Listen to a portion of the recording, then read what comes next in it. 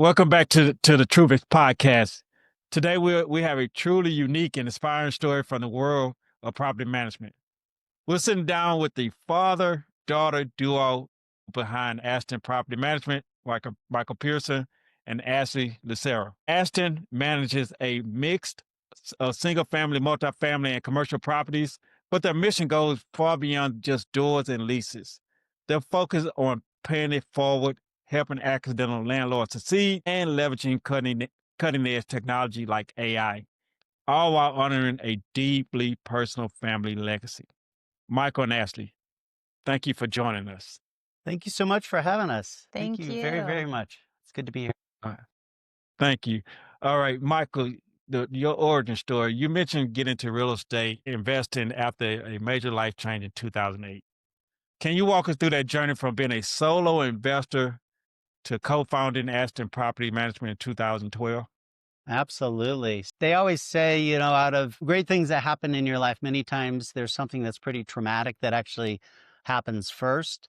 And so my story is no different from that. In 2008, I got divorced, and both Ashley and her brother Brandon moved in with me, and I took all the debt and was freaking out. I had maintenance payments, and not to mention I had a software company at the time that I had just started a couple years prior. And so I was already freaking out a little bit with being the sole breadwinner for the family and making the software company succeed. But then on top of that, I ended up getting divorced, and kiddos moved in with me, which was amazing, by the way, and took responsibility for all the debt and everything with that. And so I realized I needed additional streams of revenue. So literally what happened, I got divorced in February of 2008. And a buddy of mine at work said, hey, there's a Robert Kiyosaki Rich Dad Poor Dad seminar that's happening here in town next month. Do you want to go with me? And I'm like, absolutely. Let's go figure out what this is all about. And so I went, I learned about all the different streams of revenue with real estate. And I just started doing it, literally just started doing it. I did everything from wholesaling to flipping to buy and hold, mostly with single family at the beginning, and just literally started doing it. Of course, I didn't know what I didn't know at the time. And I was the guy doing some of the repairs myself. I was mowing the lawns. I was, doing all the stuff myself because I was trying to just save as much as I could to make it happen. Since that time, I've obviously learned that there are much, much, much better ways to do that. But that journey really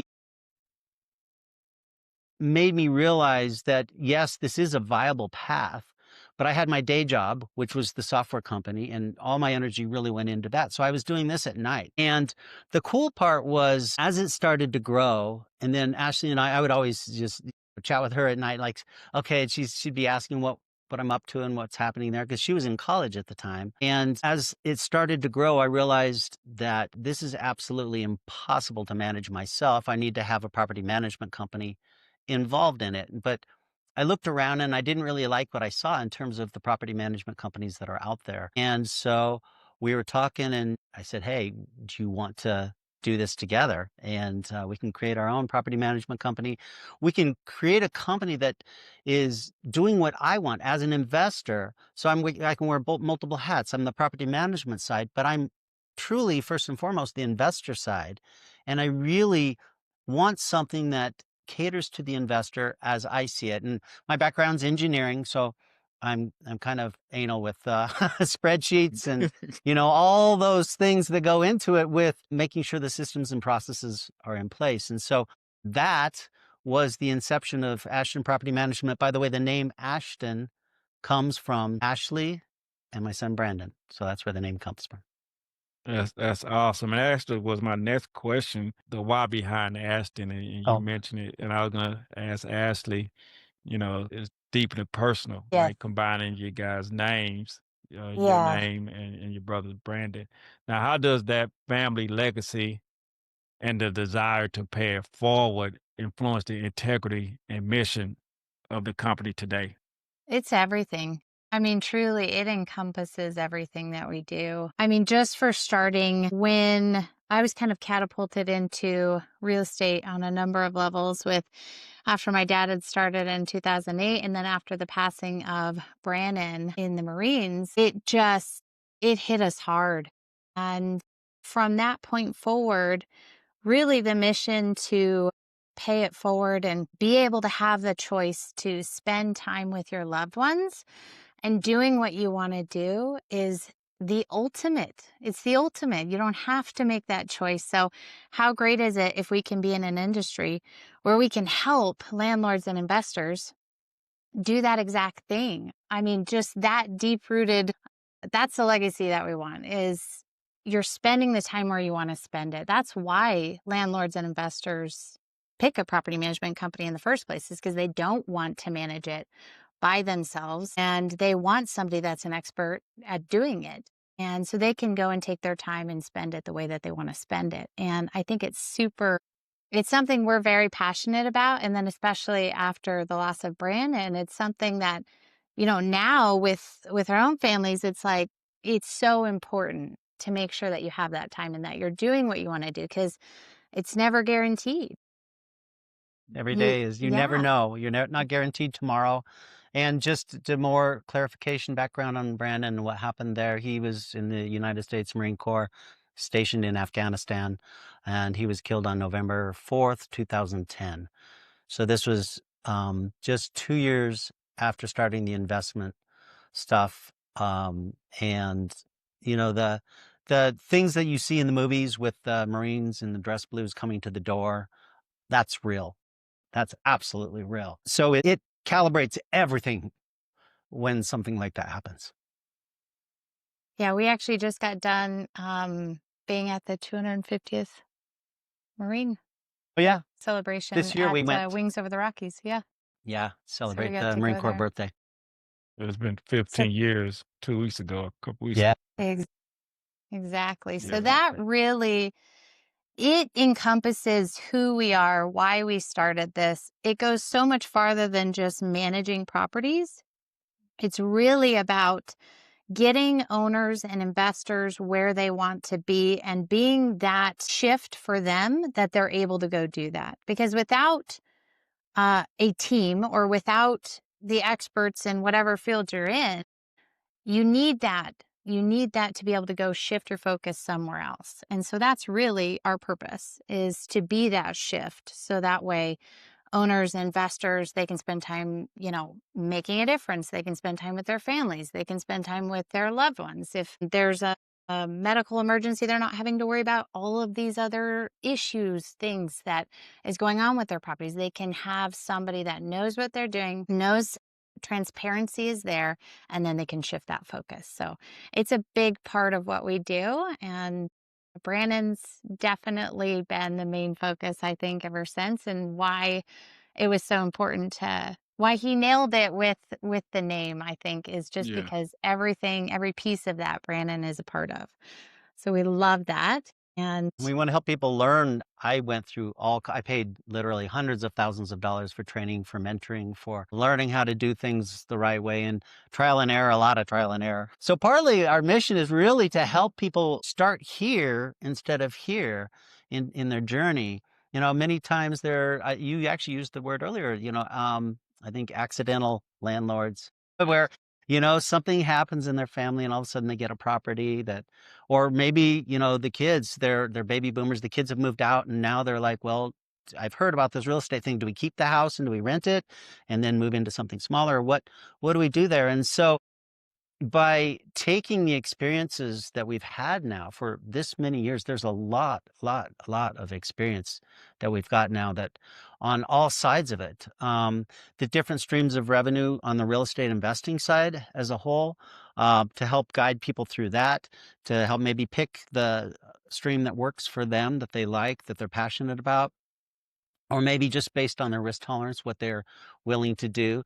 But then also on the property management side, being able to help navigate that, because that's just a completely different animal. yeah, we found different ways, I think, now to be able to be that shift for owners and investors too. We try to really meet everyone where they're at. And that's kind of been part of the last development we've had over the last few years, is really what would we have wanted when we started, where we started, because different people come into the game at different spots. And so, maybe you're a DIYer and you just need all the information and you want to go try it before you give anything to anyone. Maybe you only have one property and you're like, I've got this.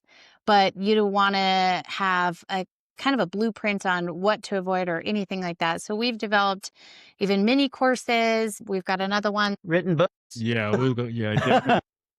International Yeah, bestsellers. And the biggest thing has just been knowledge, giving all the knowledge so that somebody else coming in can truly avoid all of these errors or common, mistakes when they first get into the industry and start where they need to be, right? Start ahead versus having to go through some of those pain points. I mean, I wish we had that when we started, right? That Yeah. thing is pretty powerful. Yeah. So part of that mission is really just like being that shift, but also meeting people where they are and giving them as much knowledge as possible wherever they're at in their journey. So that way they can truly either be their own shift or give them all the information that they can so they can do what they want to do. And I like the couple of things you mentioned. You guys have a purpose. Love your purpose. All right. And the second one is meet people where they at. Yeah, So for sure. those two things I really I like that you guys do have a purpose and meet where they at. Now, Michael, I know we had talked earlier. You said that you didn't like what you saw in the property management industry and wanted to create a tailored concierge type company. Yes. What specific services and philosophies define that high touch experience for your investors? So, I mean, one of the things, and I want you to touch on the two aspects of it Yeah. from the different viewpoints. So I'm going to let you touch on that. But one of the things as an investor, when I was coming into it, one of the things that as I started to look around, it wasn't personal. It wasn't personal. I was a number. I was, oh, here, just do this. We'll cookie cutter this. We'll do this. We'll do this. We'll do this. And it was, and I started asking, well, do I get reports? Do I get financials? How does this work? How do I have visibility into what's happening? How do I know what is really happening with the property? And there wasn't a lot that was there. And so first and foremost, that was something that was a little lacking. Not only that, but even on the leasing side of it and attracting the tenants that you wanted, the right kind of tenants. That's the key part. What are the different ways you screen them? Not just the background checks and all that sort of thing, but how do you attract the right kind of tenant? And you start asking all these types of questions, and you get these responses back that are a little lacking. And so, Ashley, just touch, Yeah. if you could, on the two aspects in particular. I always say this to every owner that I work with or just anybody that's asking questions or whatnot. But the number one breakdown that I feel that happens between tenants, applicants, owners, vendors, and property managers is communication. There's lacking of communication across the board. So the biggest piece that we basically filter everything around is communication.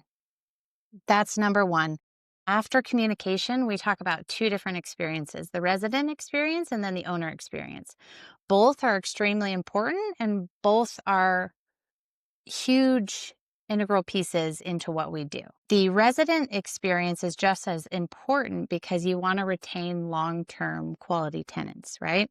That's your goal unless you're trying to do something else in the short-term rental market. But for long-term property management, that's really the goal, is you want to find somebody that takes care of the property. You want to find somebody that pays rent on time. You want to make sure that if there is a leak, they're going to let you know about it, all of these things. And you want to make sure that they stay and they renew, and all of these things are happening, right? So you kind of want cohesion across the board. In addition to that, with your owner experience, there's transparency that is expected. There's communication. Same with the resident, right? They want to know what's going on. You want to be transparent with them about if there's any rent changes, things like that. Well, when maintenance is going to get taken care of at the property. Legislation. Sorry, I Yes, didn't mean to new interrupt. legislation, right? That's a big one. An owner experience is going to be slightly different, but have some of the same traits with the transparency, the communication, the expectations there. And they're going to want to know that you're on top of it, legislation-wise, that your team is going to be an extension of them and truly provide all of the value that they're looking for, right? So they can truly shift their focus. Yeah. If they're not able to shift and they're going, wait a minute, what about this, this? You're not nailing it yet. So that's really the two experiences that we look for. And it really stems from communication. That's number one across the board. Transparency and communication, I think, are the biggest pieces of that, that owners and residents want to see. If you're able to communicate with people, like people, they're much more likely to renew their lease. Same thing with an owner. If you're able to be transparent and set those expectations from the get-go, they know what's going to happen. Right? You've already communicated how the flow is going to happen. So they don't have any leftover questions going, wait a minute, what about this? Oh, do they have this? This tenant moved out. Like, what happens now? Those are the pieces that we really don't want to have. We want to make sure that every facet of this is covered and that owners feel comfortable so they can make different shifts in their life. And then same thing with the tenants. We truly want to make sure that they know when we're coming by, they know maintenance is going to be taken care of. You're also providing a concierge service to them, even though our main client is the landlord or investor.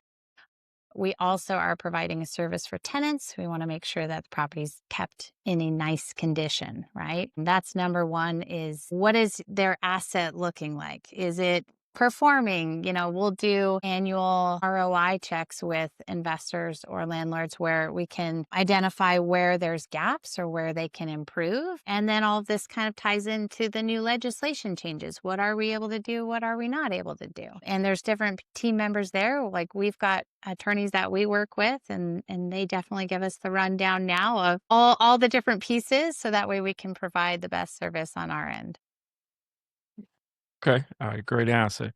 Now, I know you get this question a lot. Just wanted to get out the way. So, and it's a different spin. So, what is the dynamic like of working together as a father-daughter duo? Like, what are the biggest benefits? What are unique challenges of running the business with family? So I love that question, and we do get that a lot, but it's been really fun. So part of the thing that I love about it, so when kids are growing up, everybody who's a parent that has kids, and they always say, the kids, you tell them, based on my experience, these are the things that I can teach you in life and all this. And of course, every kid says, I'll just do it my way and I'll figure it out. And so it's awesome. The number of times that Ashley will say, Dad, you were right. I'll be like, oh, speak into the microphone, speak into the microphone. And it's awesome, but it's so fun. And so to throw an extra little spin on the whole dynamic with us, it's not just that I'm getting to work with my daughter. The cool part is, on top of that, so I did get divorced, but I then got remarried and I had more kids. And so the crazy part is, I actually now have a 7-year-old daughter and an 11-year-old son. And Ashley has 2 daughters as well. So I have an 8-year-old granddaughter and a 3-year-old granddaughter. Yeah.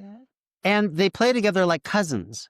It's awesome. Today was actually at their school. They all go to the same school, which was pretty awesome. So I got to go today it was grandparents' day. I got to wear my grandpa hat and be there for Alina, which was awesome. And I was also there with my kids. And so that whole family dynamic with the kiddos is pretty fun as well. And so we get to work together. The cool part is Ashley brings so much more in terms of just a different way of looking at things and different energy, different way of seeing a situation. Because I can look at it and I'll be like, I'm one of those old guy jokes, right? I say, yeah, they have a certain way of looking at things. And then Ashley's like, well, did you think of this? And I'm like, well, no, but thank you. That was awesome. So it's super fun. It's light. To be quite honest, Ashley's the heavy lifter in the company, truly. And no joke about that. I mean, I'm more of a visionary and putting ideas together and putting concepts together and that sort of thing. But when it comes to where the rubber hits the road, Ashley is hands down the one that gets it all done. But the expectations are there, right? It's so good. Like, we have that fun. I think it's fun. I think it's fun to work with Dad. I do. Yeah. I think it's fun. So I'm biased, but I do get that question where they're like, how is it? What is it like? And I would say, expectation wise, there's no difference from any other high standards where this is what we're doing. This is the mission. these are the expectations. And that I think is so important still to have, even with this fun father-daughter dynamic duo. It's really the integrity, the mission is so in sync. It makes everything work. It really does. It's really funny though, said that to kind of hammer home that point that she was saying. When we started the company, I said, and I looked straight in the eye and I said, to be clear, this is a business. This is not a family just hobby that we're going to go do something. This is a business. And as my business partner, you will pull your end, I will pull my end. And if it's not working, I will fire you. That's a real thing. To be clear, and I said, and I want you to hold me to that same standard. And so this is truly a business relationship, but it's also fun because of our relationship as well. And so I think that combination, like Ashley just said, is really what makes It makes it work. Yeah. super fun. There's absolutely the family dynamic, but then there's absolutely that business dynamic. And we always joke, we call it the brick in the forehead method. Mm. So anytime there's like, you know what I mean? We can just essentially Send it. lob it at each other and make it work. Okay. But it's all in fun. And at the same point, it makes each of us accountable, which is the biggest thing, because with family, not saying that this ever happens with anyone, Hypothetically. but yeah, hypothetically speaking, some people can get lax, and that's just not an option. Making sure that, we're both on the same page in terms of expectations and making it work. Yeah, it makes it super fun. And I know the complementary strength, Michael, you're an engineer focused on systems, and Ashley, you're focused on mission and real estate. So how does that complement each other in scaling your business? So I think that one of the things, and we're both involved like in AI masterminds and that sort of thing. So I think on the fact that we're both coming along that journey together from our different perspectives, I think that is absolutely huge. I've always been real big with systems and processes and business process maps. One of the first things we did is to write down our business process map. I mean, and the first one we did is, how do you actually make money with this? Because I've seen a lot of companies that get started and they just have the vision. They don't actually have the mechanics behind it to make it happen. And so that's one of the things that we did up front was the business process maps and making sure that we had originally through Process Street and documenting all of the flows as we started growing and hiring VAs to help support us. It's very important that they have processes and just systems that they can follow so they're repeatable. So that way, as VAs shift in and out, which that does happen, you can then have others move in. Since that time, we've actually been migrating away from Process Street and moving some of those functions directly into the CRM. But again, I think the big vision piece that I bring, and then we'll kind of kick around ideas about the implementation side, but Ashley is very creative in terms of what if we did this? And she's very good working with the VAs and that interaction there. And so I'm not as much of a implementation detail guy on the back end. I can be if I have to, but I don't like it. And so she absolutely picks that one up and runs with it. I do feel like the dynamic works really good and the perspectives work. And, he'll help rein me in when I'm like, ooh, all of this over here. And he's like, yes. And what's your flow? Like, break it down this way. And I'm like, okay, yes, I can see it. And we're going to do it. Good deal. Michael, you mentioned AI. That was my next topic. Yeah. Right. That you guys is into AI. So now when we talked, you both emphasize AI, it's not a people replacer, but an amplifier. Absolutely. How are you currently integrating AI into Ashdon's operation to offload mundane tasks and streamline processes? So do you want to? Yeah. We can tag team. So it's interesting. Property management is probably one of the more dinosaur industries in terms of bringing on AI. They are, and it's fabulous. I'm all for it. Like I said, it's not a people replacer, but it does amplify productivity and help with some of the mundane manual tasks that goes along with property management. So I'm definitely a firm believer in making that shift towards AI. I don't believe it is a people pleaser in any form because you still need that human touch. We talked about this, Marcus, before where, you get on the phone and it's an automated call and 20 minutes later, they're still asking you if you can direct to somebody live and you're like, Please. for the love of the Lord, please just transfer me to a live person. I just want to speak to someone. Obviously, that we don't want to be that. We want to have that human touch. We want to be the ones communicating with our tenants, with our owners directly. But all of this back end stuff, that's where we can really kind of shine with AI. And front end stuff, we can leave those to actual humans. Although I got an add-on to that in a minute. I know. I was going to Keep say, I know he does. But yeah, I mean, leasing is a huge one. The leasing flow in general, Yeah. workflows for any employees, VAs, you name it, on following strict processes. We want to make sure that legislation-wise, that we're dotting our I's and crossing our T's in terms of what we're saying, what we can say to applicants or things like that. So along with that, Yeah. we do daily automated AI workflows to find out what is happening with legislation, what changes are coming, when are they coming, what needs to happen, how do we need to communicate this information out to everybody. But you can automate that part so you're not going in and digging in, and so you can automate it and get notified when Yeah. those things happen. So we kind of double up. We cheat because we use, well, I say we cheat, but Mhm. but we've got the attorney side, right? We've got the physical side, and then we've got the AI side. So we have both. And Awesome. yes, exactly. And so leasing's a huge one. Maintenance is a big one. We've seen such a turnout Yeah. for maintenance AI companies in property management, in the property management world, a ton this year. A lot of companies in general, I think, are shifting to implement some version of AI in their businesses. The shift from last year to this year has increased quite a bit. And so across the board, there's different areas that we can use it. We utilize it in leasing, maintenance. We do it with intake triage, specifically with maintenance. We've been able to negate 34% of our work orders.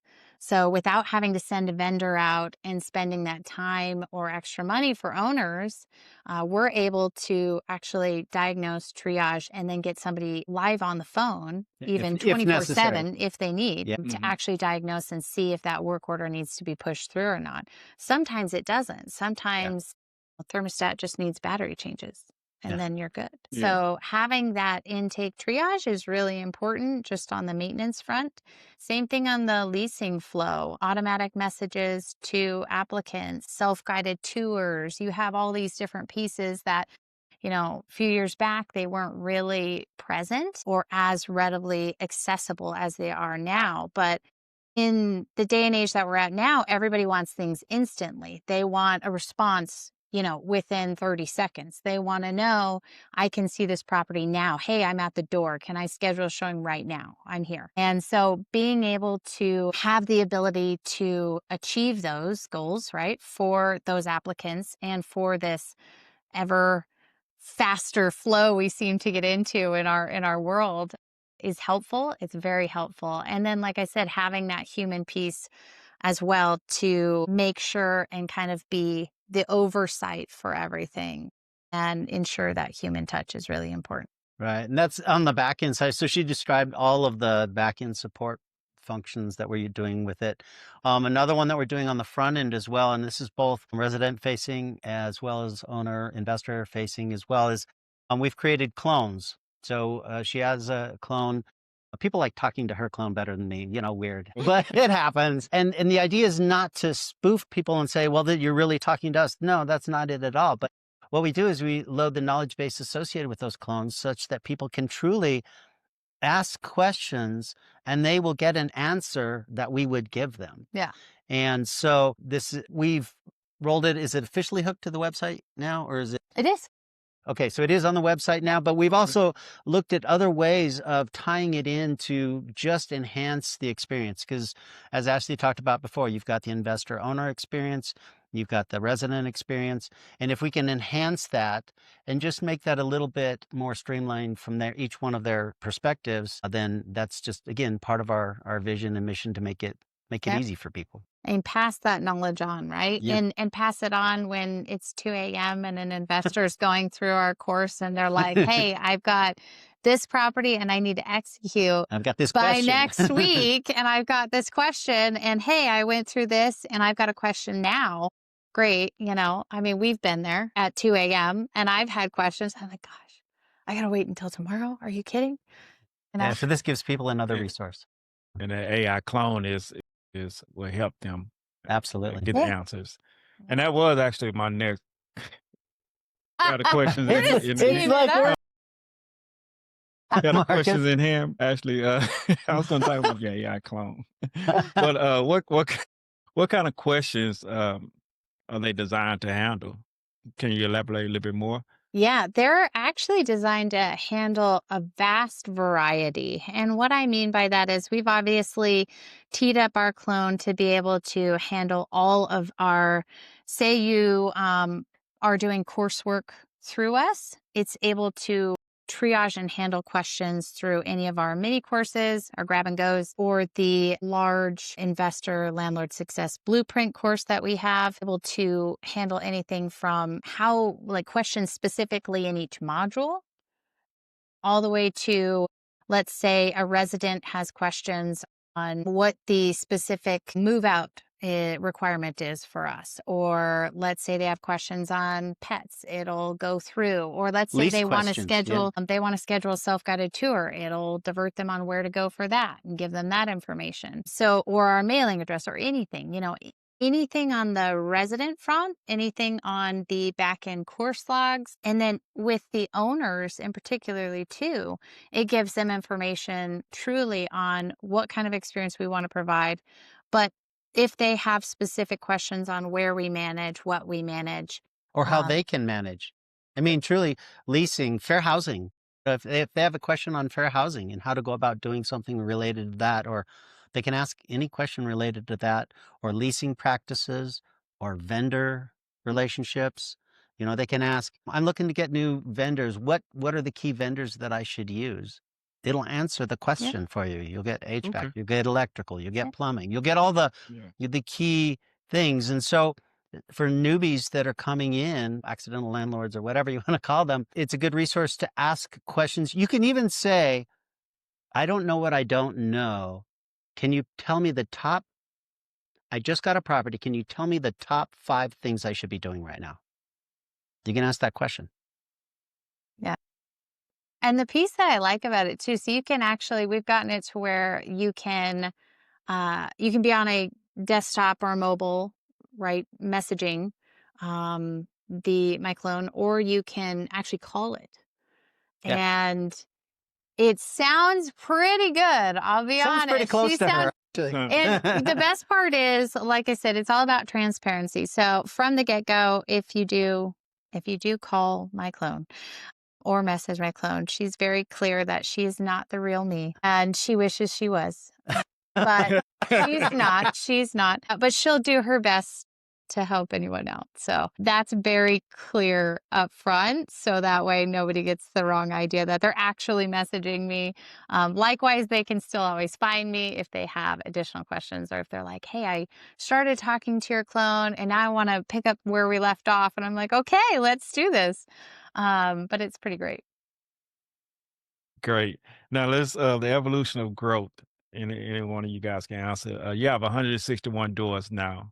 Okay. For other property managers or investors looking to scale, what were the critical systems and processes you put in place to grow from one to many without sacrificing the personal touch? So with that, we manage a variety of single family, multifamily, $65 million portfolio, and this is in Colorado and Florida. The biggest piece that matters is, like he said, we started with process maps. We started with connecting all of the dots. What do we need? Where do we need it? Why do we need it? Repeatable process. making it repeatable, making it something that can grow. One of the other things that we didn't want when we first originally started was to grow too quickly, like some companies do. They get so much success, but they lose all of the integrity, all of the mission, all of the values, and you're not giving your customers value at that point. That's not what we want. That's not why we're here. We're here for the long run. We're here to actually make a difference with owners, and that comes first. So that comes before anything else. So with that, really fine tuning.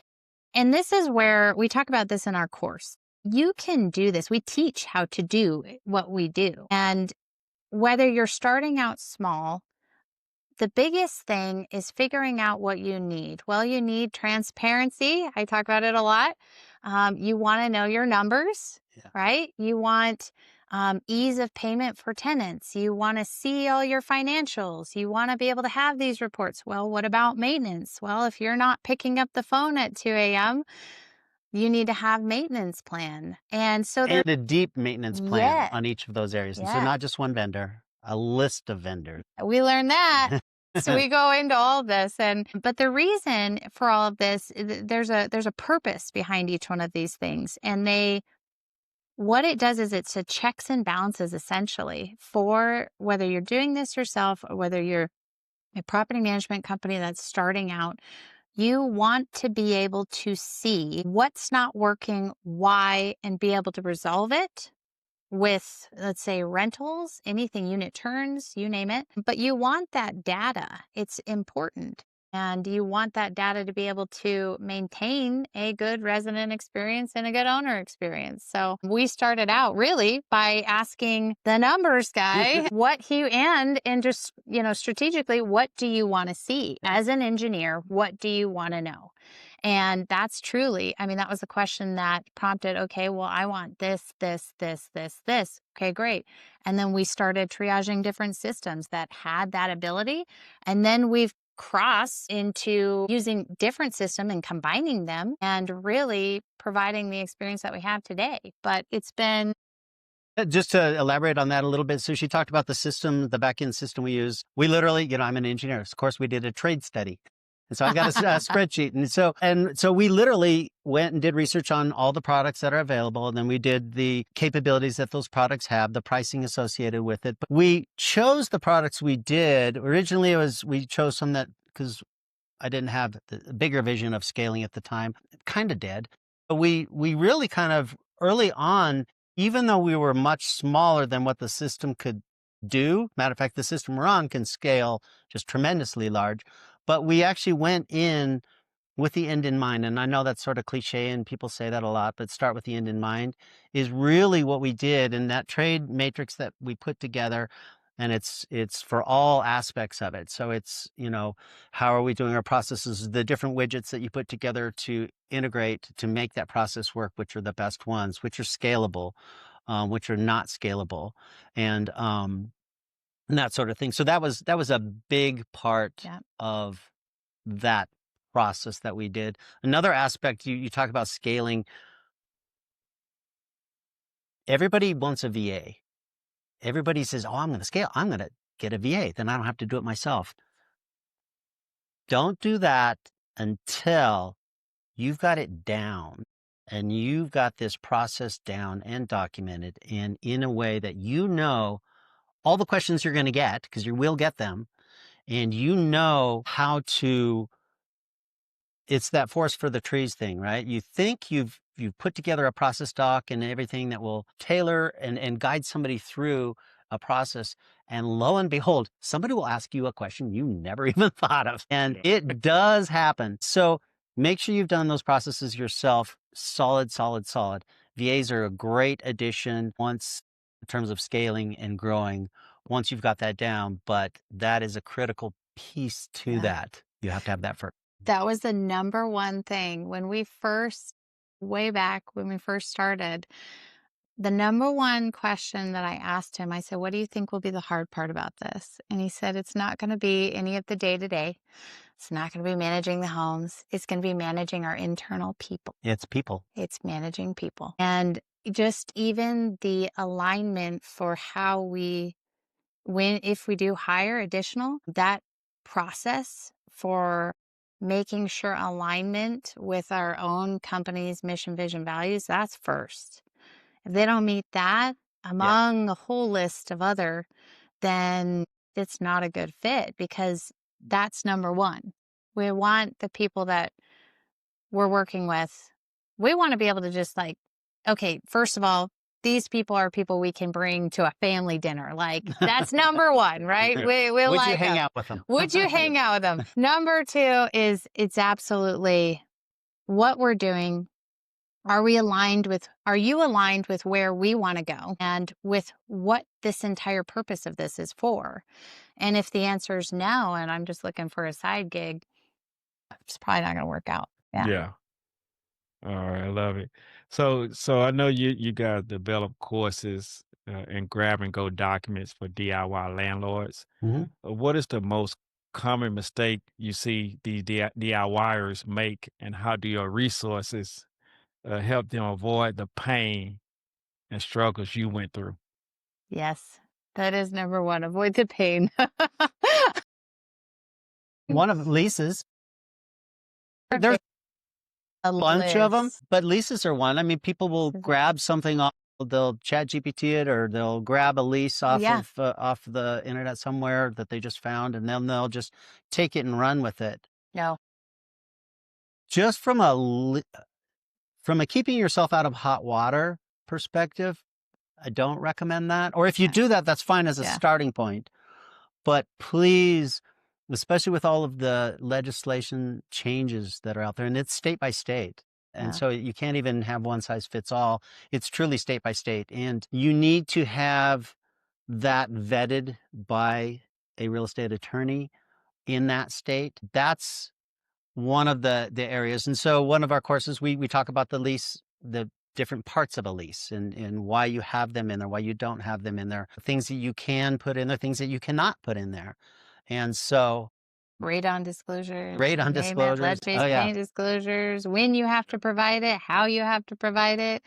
Demand notices is another one. That's a big one you don't want to mess up. And I know our attorneys are probably cringing when they hear people are downloading things from, ChatGPT.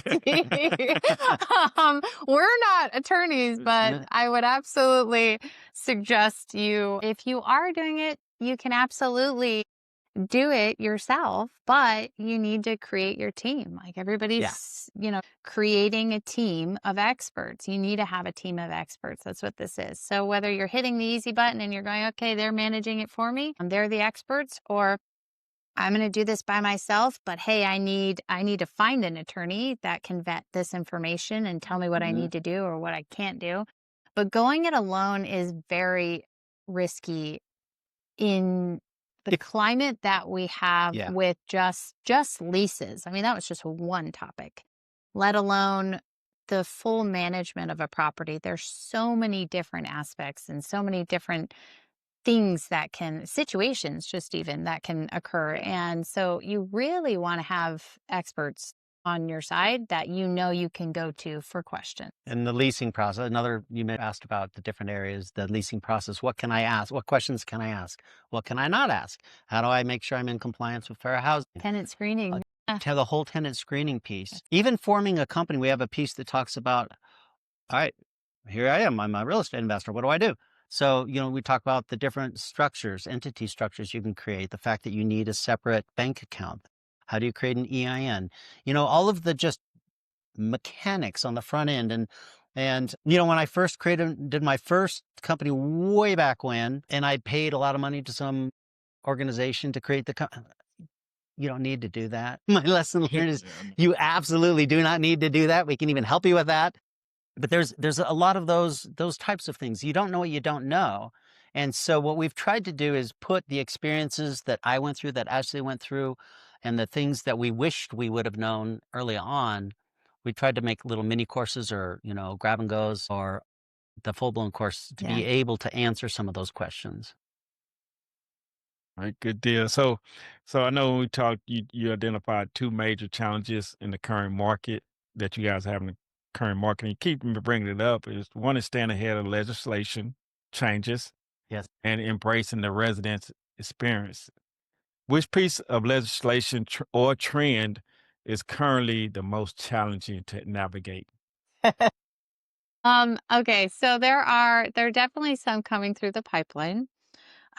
January, come January 1, things will be very different in terms of security deposit dispositions, what can and can't be charged there for tenants. You got to be aware of those. And this is Colorado, by the way. Yes, that she's specifically talking this about. one's strictly Sure. Colorado. This is there is a Bill 1090 that you need to be aware of for advertising, how you can advertise a property, what you can say. They're very big on the Consumer Protection Act, which goes into transparency. There it is again. It's only the 90th time I've said it. But truly, that's what it's about. They want applicants to know all of what they're paying first, and they want them to know it right out of the gate. They're getting rid of flat fee charges for things now. You know, the way that you advertise a property for rent needs to encompass all of the charges that resident is going to encounter. If you don't, there's probably going to be some attorneys on the sideline there waiting for those mistakes. And so some of those are really, really big. And then likewise, you have all of the fair housing laws that have always been there, but they're super important. And you'd be surprised how many people get those wrong. Just even in an interaction in a group showing, somebody comes in with a disability. Well, you need to know how to interact with that person, what you can and can't ask. Same thing with pets. What's considered an emotional support animal versus a service animal. You know, those are very different. What documentation you need or can request based on which type of animal it is. And does a service animal get charged a pet fee? No is the answer. But, you know, things like this, Yeah. you got to really know all of this information in order to make sure that A, you're protecting yourself, but B, that you're renting property accurately. And so some of those changes are happening January 1. Some of them have already been in play. But there's some big ones coming in addition to that I think are ones to really keep an eye out for. And I think if you're unprepared now, just even with the way your lease is structured and the Right. required Colorado language that needs to be in there now and where, and they've even gotten it down to what size font and if it's in bold. And it has to be in their the native bold. language. You have to acknowledge what their language is. And so everything has to be in their language So this is granular. as well. So, I mean, there's a lot of level of Yeah. details.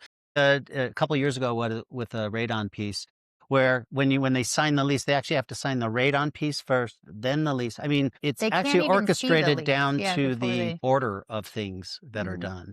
So Yeah. it's important. It's important. You want to get that right, which is why we Yeah. stress experts. I mean, I've got owners that I've met with them. They tell me where they're at and they're like, okay, I've got this one property. I'm going to do it. I need you for a tenant placement. And I'm like, fantastic. We help with the tenant placement.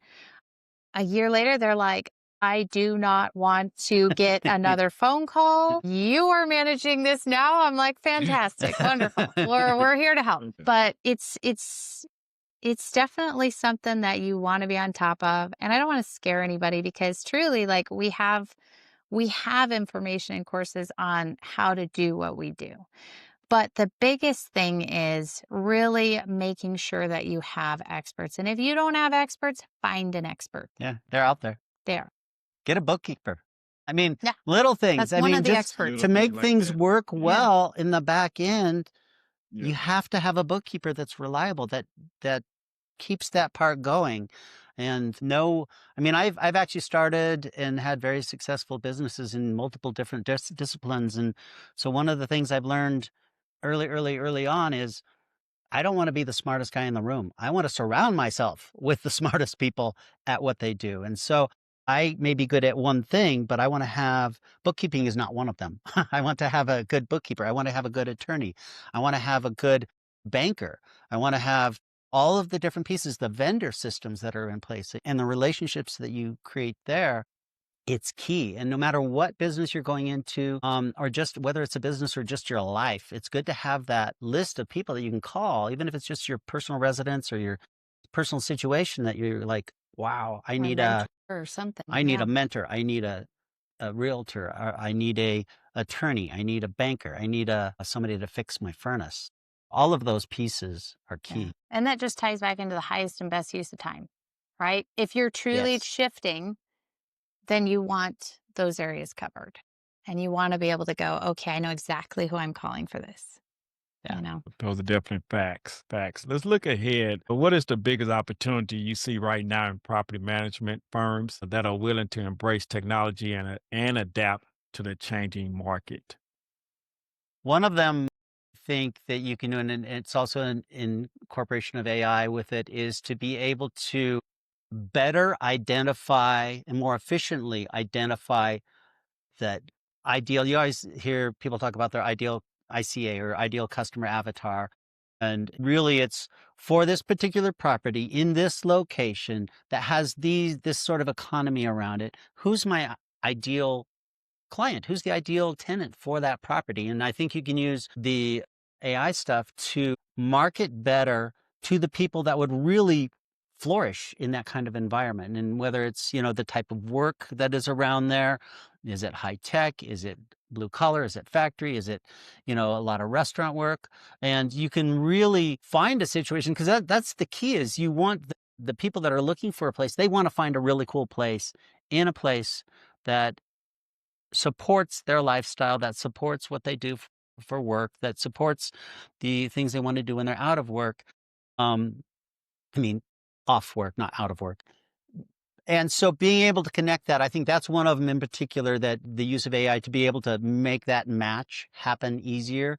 I think that's one for sure. Obviously, maintenance scheduling, we're already doing a lot with the maintenance piece right now, but I think that will be not optional anymore. I mean, truly, I think you have to be on board the leasing process and the ability to employ bots on the front end to be able to get people into properties quickly, to answer questions quickly. This world has become, with everybody in their phone, their phone, it's become a instant gratification world. And so if you don't live up to that instant gratification need/want that people have, they'll move on. we've actually found this to be specifically true with applicants.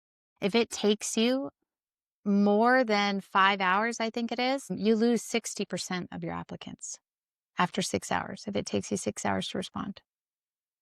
So just thinking about that, you want immediate response times when somebody has an issue. Same thing with maintenance. How quickly it takes somebody to respond to, especially an emergency maintenance, right? There's a leak of some kind, a tenant calls in, nobody picks up. That directly correlates to their lease renewal. And how happy they are with their experience. And you're going to remember that. That's the thing, right? We're humans. We're programmed to remember poor experiences and good experiences, right? You're going to remember, my gosh, there was this fabulous restaurant. This was amazing. They did this, this, this. Likewise, if you go to an Airbnb and everything's broken and flooded, you're probably not going to rent there again. Like, you will remember that experience and what it felt like. And so it's super important to nail down your maintenance pieces and things, because you want that renewal. And You your want, responsiveness. yes, responsiveness. You want somebody to go, you're awesome. And you're like, yes, thank you. I knew it. So it's important. But yeah, all those statistics don't lie. They're in place for a reason. Yeah, I know the facts. Got a question, another question before we go to the lightning round. What do you see Aston Property Management in the next 6 to 12 months? Ooh. What are your goals? So I think we are going to grow, but we're not going to grow for just the sake of growth. I see us growing because I think, well, so there's a data point. is when we started doing this, originally it was my portfolio, plus we have some investments together. So it was our properties that we were managing. But then Ashley has her broker's license, so then legally we can take on other clients as well. And I was still doing the software company and working with people, and they knew that I was getting into real estate and I was doing pretty well with that. And they said, well, I'd like to get into that as well. And so truly, in a lot of cases, I actually partnered with people on the investment side, on the real estate side, and then we were able to bring them on that way. Or people just heard, hey, I hear you have a property management company. Will you help me out? So we never did, to get where we are today, we never did any marketing. Zero marketing. We're actually at the point now, especially since we have this pay it forward vision. If people don't know about you, you can't pay it forward. And so we really are starting to get out there by doing podcasts like this, by just making people aware and doing the courses. And so a result of that effort that we're just now putting in, I think we're going to see a large growth in people that we help, whether it's through some sort of a consulting thing, or whether it's they come on and we manage their properties, or that we just help them through so they can manage it themselves. Whatever that ends up looking like, I see that growing quite a bit. You nailed it. That was going to be my response. Good deal. We'll wrap it up with a quick lightning round. 6 fun questions. First thing that comes to your mind, you don't have to overthink it.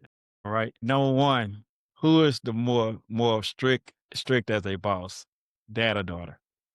The strict what? Strict Strict as a As a boss. dad. I don't know. I mean, you're strict. You're strict. Okay, you're strict. He wins that one. Okay, I'll take that one. If Ashdon had a mascot, what would it be and why? Panda. Oh, yeah. Pandemonium. Panda. Yeah, wait, there's more coming for that. Yeah. That's a little teaser right there. That's a teaser. That was really good. by I the way. got you. Yeah. Well done. Yeah, so we'll just leave it there. You got to come back. Okay. You get one perfect day off with no calls, no emails. What are you doing? Family. I'm spending time with family. Kids. Kids. All right. What's one landlord lesson you wish every new investor could learn the easy way instead of the hard way? Evictions. Yeah. Evictions. I was going to say you can do it, but seek help where you need it, where you know your strengths are not. Yeah. If your AI clone had a catchphrase, what would it say? You know what? The one that mine would probably say is, and it's in there, I have a saying I call it the 3 R's. Reasonable people, given reasonable options, will make reasonable decisions. And again, that's something that's kind of followed me throughout my life, because as long as you're reasonable and you're given options, meaning the choices that are in front of you, given the situation that you have, then you tend to make reasonable decisions. But you make decisions based on your options that are in front of you, and you think about that. So I think it would be, the 3 R's, just reasonable people, given reasonable options, will make reasonable decisions. She'd probably say transparency in there too. Sure. Sure. Last question. If you can only give your kids one money lesson about real estate, what would it be? I'll let you go first. See what my kid says, because this is my kids. So what is your answer? You can do it, and you can be creative. And there's so much of, sometimes you're taught this to stay in this box, and you do not have to. Real estate is constantly shifting. I've done, you name it, new builds, flips, to wholesaling, bird dogging back in the day. And you can shift with real estate. And the one thing that I like about it is, if you don't like what you're doing, you don't have to still do it. And you can stay in real estate, but you can do other things. There's so many different areas in real estate. And as the market shifts, you can shift with it. You can learn a new skill, or you can truly just, find what works for you. A lot of people say, well, you got to do it this way, because this is the way, this is what's right, this is what I know. But speak to your strengths, know your strengths, and you will find what area of real estate really calls to you. And you'll probably be really successful with it. She nailed it. That was it. That was it. Find you a go. way. And it's truly find a Yeah. way and be creative and don't creative. think that you're so constrained inside of a box. Yes. There's so many ways to do just even a single deal if you're on the acquisition side. And there's so many creative things that you can do to create a tenant experience much better or a landlord owner experience Yeah. much better, and finding properties, Yeah. scaling up. She nailed it. There's no such Well thing done. as I High five. can't. There's no such thing as I can't. That's I what this guy taught me. It's only what don't I know? Find a way. Find a way. What don't I know? Okay, and then connect your dots. But fill in the blank. But there's no I can't. Everybody's capable of anything anybody else does. Love it. I love it. All right. This has been very awesome. All right. I love the way you guys, you have a blended family mission and smart system plus AI into how you serve owners and investors. All right. Let me ask you this question as we wrap up. For anyone listening who wants to learn more, maybe grab your book, check out your courses, or talk to you about property management. What's the best way to get in touch with you? So there's multiple ways. Our books are on Amazon. They're on our website too, AshdonPropertymanagement.com, excuse me. And you can always you can talk to my clone. And you can start at the website, can. AshdonPropertyManagement.com. You can also on social media. 833-736-8276. And it stands for 833 Rent APM. Keep it simple. So APM is Ashdon Property Management. So Yeah. that's the words. If you forget the number, it's 833 Rent APM. And so that you can get a hold of us that way. Website's a great way to start. It'll give you a lot more background as well, or just, be able to interact with the clone or whatever. And you can get access to the courses through that. You can schedule a consult. You can do everything You can through get there. a consult through that. Thank you, Michael and Ashley. Thank you both for sharing your story and your wisdom today. And to everyone listening, thanks for hanging out with us at the Truvix Podcast. If you got value from this episode, please share with another investor or property management manager who love to hear more. We'll see you on the next one. Thank you, Thanks, Marcus. Marcus. Yeah. You Take care. guys.